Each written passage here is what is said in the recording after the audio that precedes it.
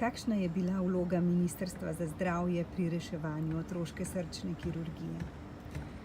Če se nanaša to na leto 2017, moram reči, da je destruktivna.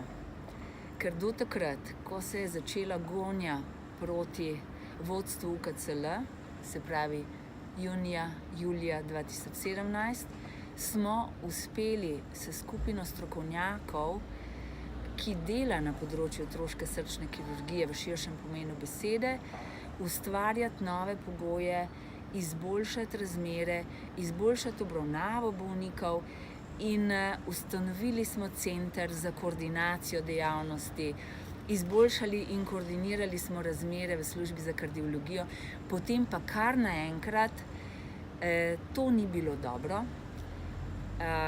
Lažne izjave ali zavajajoče izjave pomembnih politikov, predvsem tukaj imam v mislih ministrico za zdravje, da je na pediatriji vse narobe in katastrofalno, so bile neodgovorne,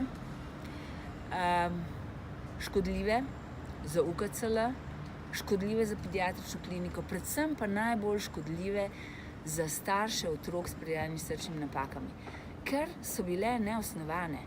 Ministrstvo je dobivalo natančna poročila o vseh dogodkih in je vedelo, kaj se je dogajalo v preteklosti in kaj se je dogajalo oziroma kaj se ni dogajalo v letu 2017, od januarja dalje.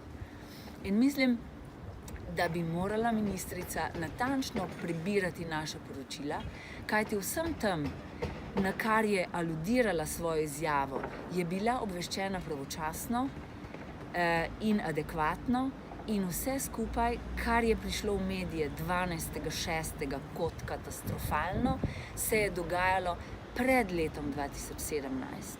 In večina dogodkov tudi pred obdobjem, ko sva bila vodja oziroma ko sva bila generalni direktor in strokovna direktorica, gospod Kopač in jaz.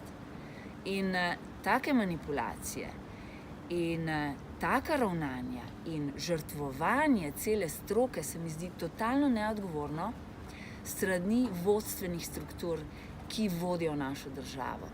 In upam, da se v naslednjem mandatu vlade to ne bo dogajalo in da bodo analizirali dogodke iz leta 2017 in uredili razmere v otroški srčni kirurgiji na bolj pošten, bolj intuitiven, neintuitiven, bolj pošten način.